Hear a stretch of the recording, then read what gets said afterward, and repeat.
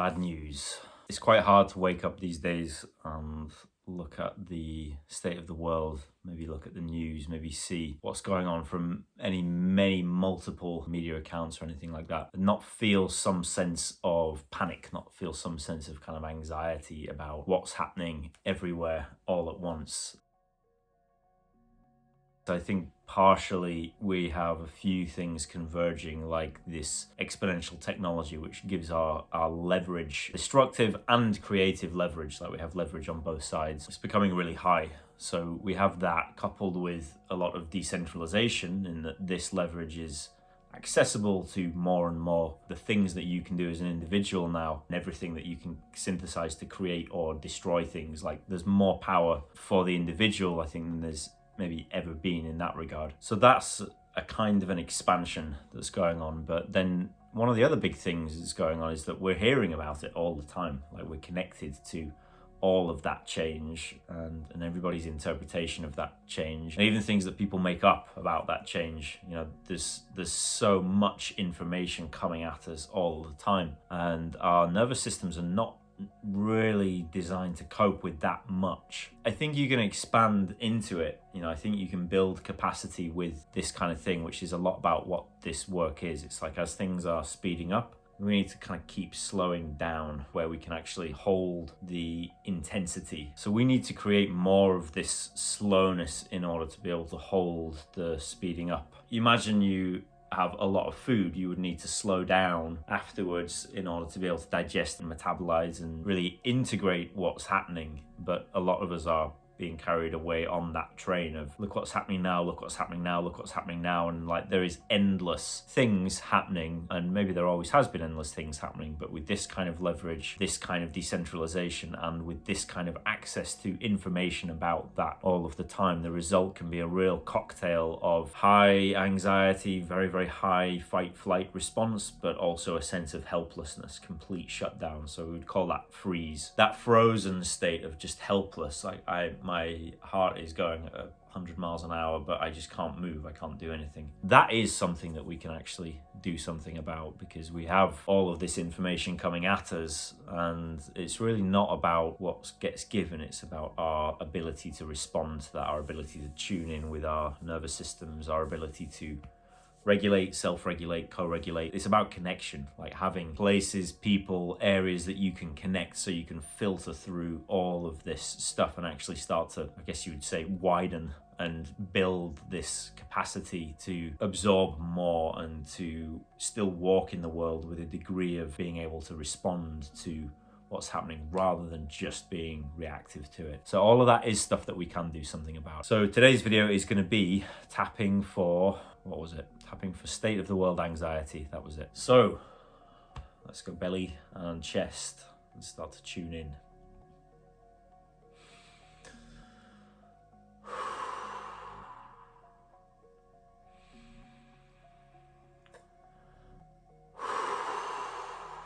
So whenever you're approaching things like anxiety, whenever you're approaching things like anger or any other nervous system response, any kind of emotional response, you want to be aware that each emotional pattern has a corresponding breathwork pattern.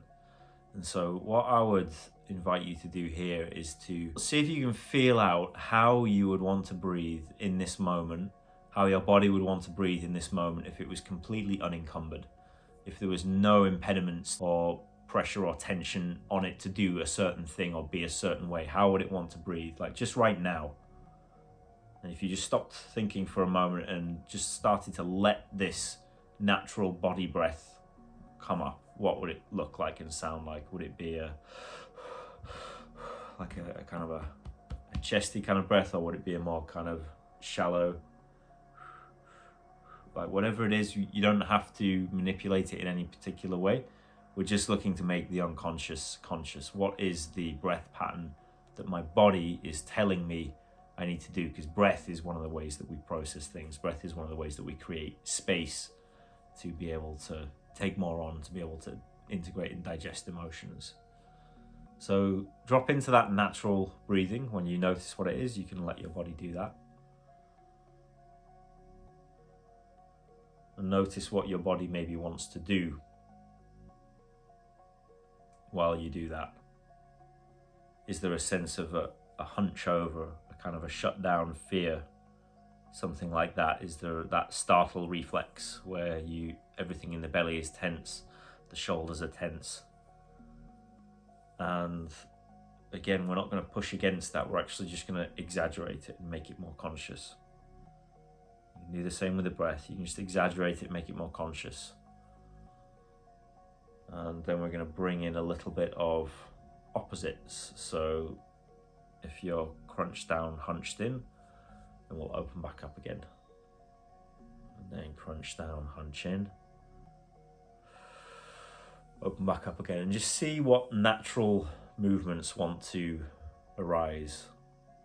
Typically from a place of shut down, movements can be very slow, and if we want our system to come out from that freeze response, we might have to acknowledge that there is maybe a high sense of anxiety, so there is a beating heart, and then it's actually okay to feel that. We don't have to push that away. That's not something that we need to be scared of. There doesn't need to be meta anxiety about the anxiety. It's like your body's built to tolerate anxiety. It knows how to process adrenaline and things like that, so that's fine. And then the shutdown response as well, if you want to come out of that, we're gonna probably have to move very slowly and just slowly, gently start to work your way out, as if you're sinking in quicksand. The last thing that you want to do is start struggling against the quicksand. You slow everything right down. Just by relaxing the breath, relaxing into the natural breath, you can relax the muscles of the face and gently start to just make these small movements with the shoulders. The whole time staying connected to what's going on in this body at this time. What's here right now, and holding off the thoughts just for a moment. You don't have to stop them, but don't jump onto them either. And taking a moment just to trust what's here right now.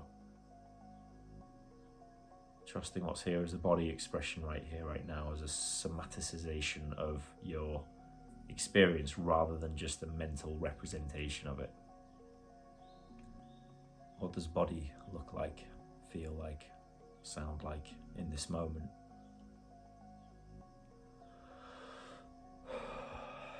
You can wait till those breaths start to come.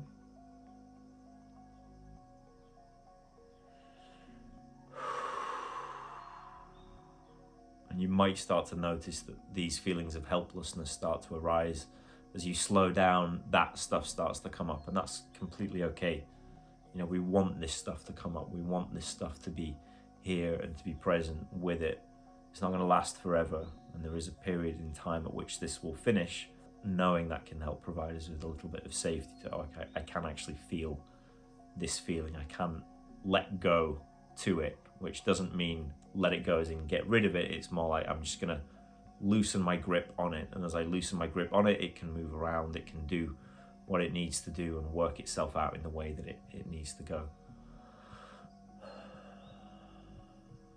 And the trick with this is not to fight the thoughts, not to stop the thoughts, but also not believe the thoughts. There is an important thought-making process about it, which is very organic. Like, you want to be able to let these thoughts rise up, let them express themselves, and then see what happens after that, see what the next one is that comes up, where they lead to, rather than trying to logically think your way out of overthinking and things like that.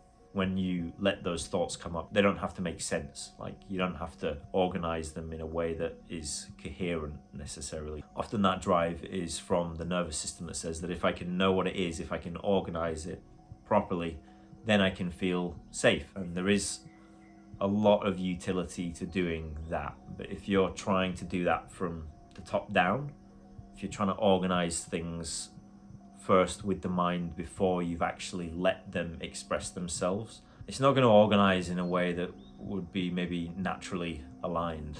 It's like a kind of a force-based thing rather than a power-based thing.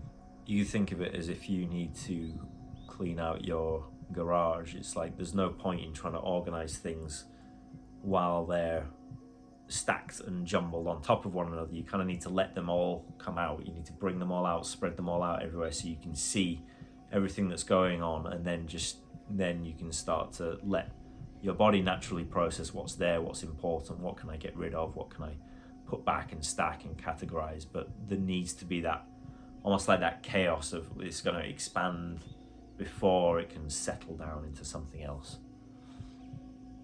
So we're just going to play that game with our thoughts and our feelings at the moment. Then when it feels right, you can start tapping around the chest. All this stress and anxiety. All this stress and anxiety. I feel so helpless. I feel so powerless. I feel like I absolutely can't do anything. The problems are so big. They're so big in my mind. And maybe they are that big in reality. But in my mind, it just feels overwhelming. And in my body, it just feels overwhelming right now. There is too much going on. I feel too scared. And I feel scared about being scared. I feel I have to hold it together. Maybe have a stiff upper lip. Try to force and divorce my emotions. Try to separate myself from them.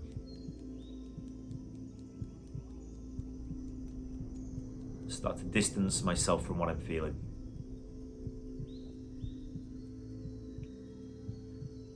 Start to dissociate from what's going on in the body. And I can see why my system does that. I know it's trying to protect me from too much overwhelm. And that's really, really useful.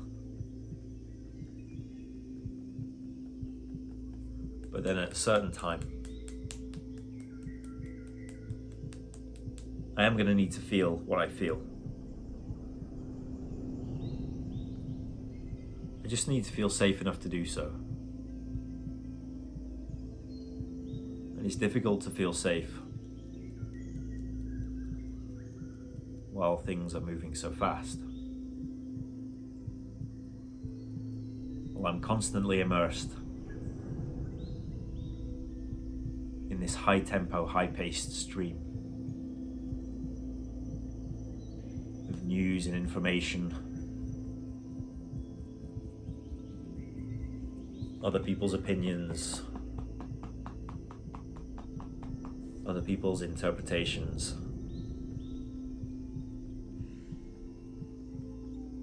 other nervous systems making noise about what's happening.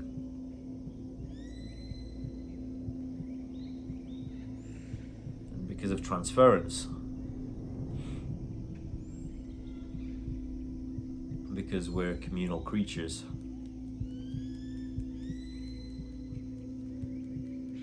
whenever somebody's making noise about something, that does affect me.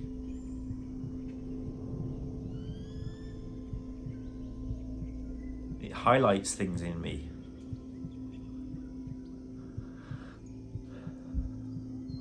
That maybe I feel uncomfortable about feeling.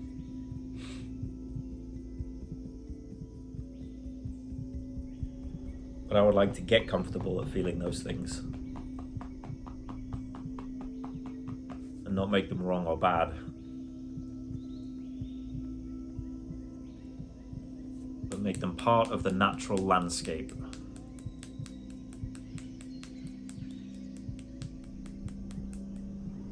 of my body.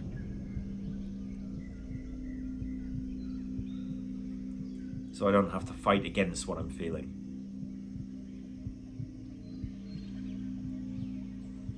And so I can feel calm and relaxed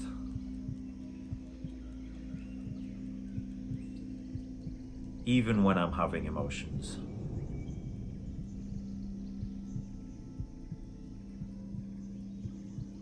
So I can have a context for them.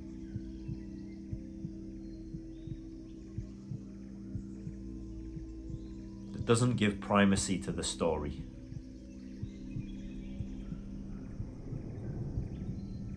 But actually just lets me feel what I need to feel.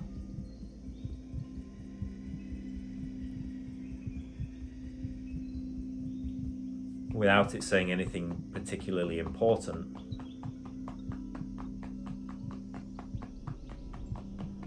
About my character.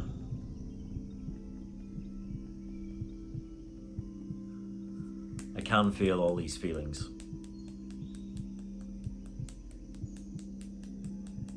I was built to handle this. My body is designed to feel feelings. It can handle adrenaline. It can handle being frozen. It can handle lots of things. Even things my mind thinks it can't. I can handle way more than I think. But I just have to bring my focus back towards what I can control. And what I can control right now is how well I'm able to connect with myself. And how willing I'm able to connect with myself. Right here, right now.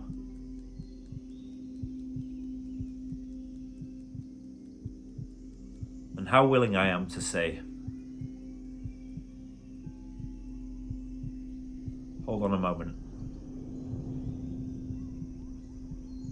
I'm just going to trust exactly what's here. Just for a minute. Exactly where I am.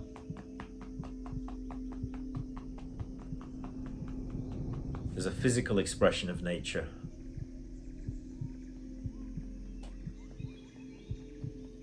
Expressed through my body. I don't have to pick a fight with it. I don't have to force away the anxiety. I don't have to crowbar myself out of shutdown. Not right now. Actually, I have to connect. That's the most important thing right now.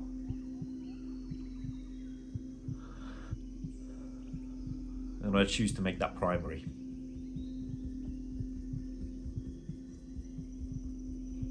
Because when I connect,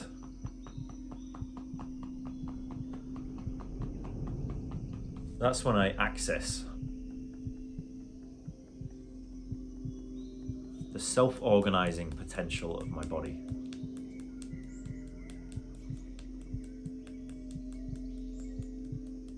I didn't organize any of this. I didn't organize any of my cells into doing what they're doing.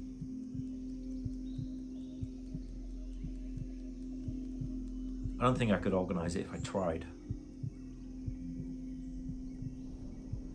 Yet here they are. Cooperating and corroborating.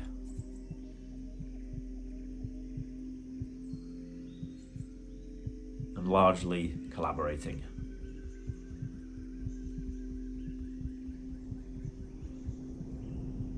To bring me this experience.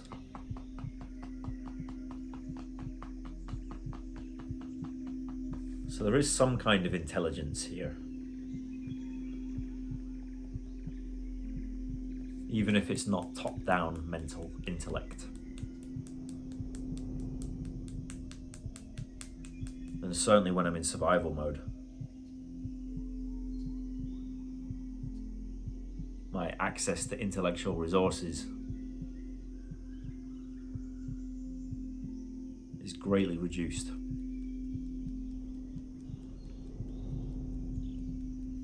And I end up thinking in very black and white terms about things that are actually really complex.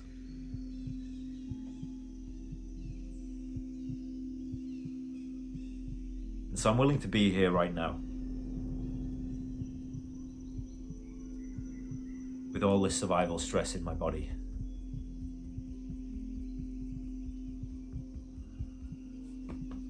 Letting it sit, letting it rest, noticing what I'm feeling without reacting to it, and asking what it needs. What does my body need right now? And I'm willing to get it wrong. And I'm willing to keep trying. And I'm willing to let go of any shame. And let go of any guilt. And any other emotions that come from this shutdown.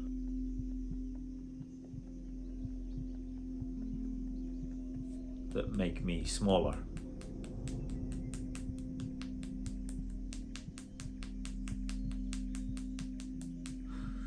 Because maybe what I need right now is more warmth, more empathy, more connection, more support. And maybe that's the most important thing.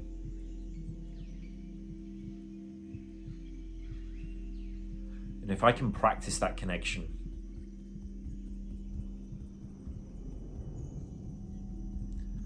with rituals in my life,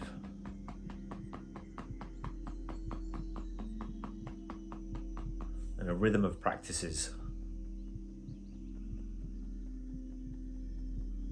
that help me stay close to the source,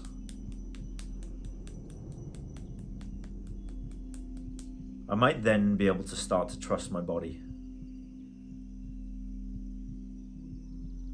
and build a completely different relationship with it.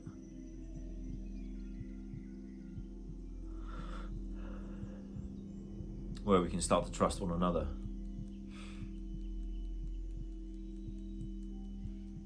And determine what's signal.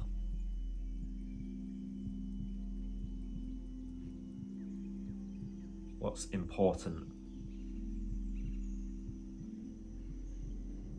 And what's noise.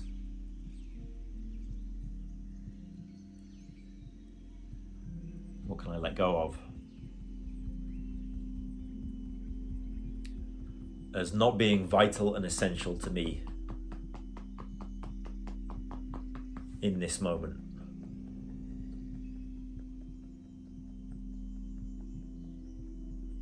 Which worries can I give up?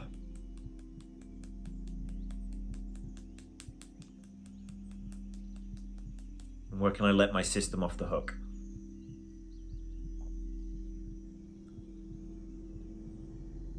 To help it find the ground.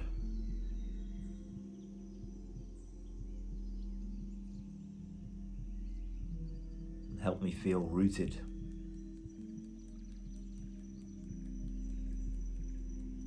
Me feel sane.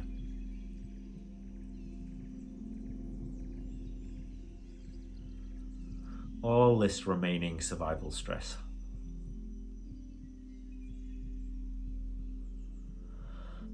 I might be willing to let it go. I might be willing to be here right now. exactly where I need to be.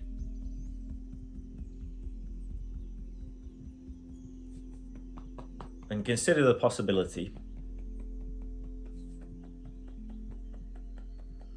that life might be organizing things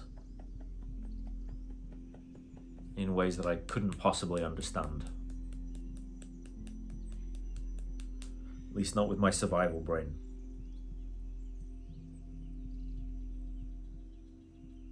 And maybe I can feel safe, even in the uncertainty, as long as I stay present and connected to what's happening. Showing up for my body. Showing up for my immediate environment.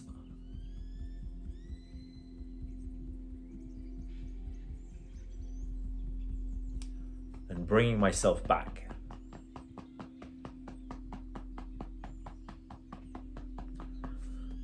To what's within the locus of my control. And letting go of the rest.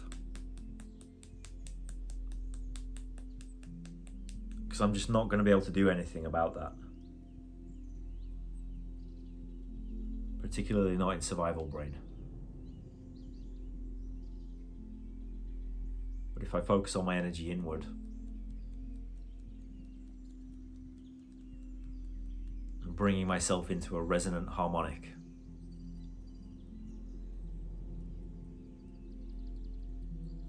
then life can start to flow through me again.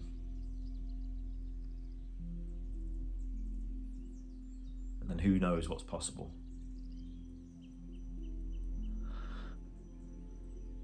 As long as I'm connected to what's alive right here, right now.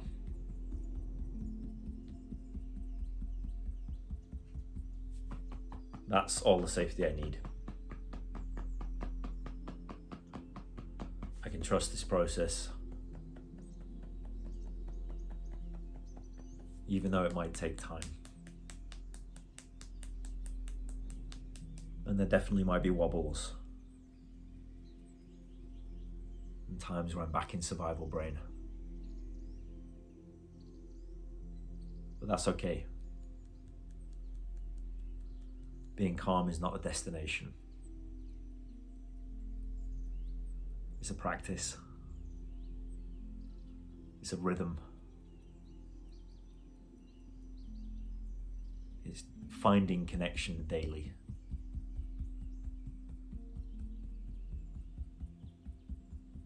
And cultivating that focus.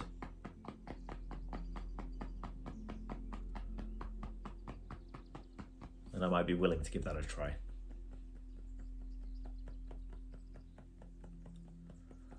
Any remaining survival stress. I'm free to let it go.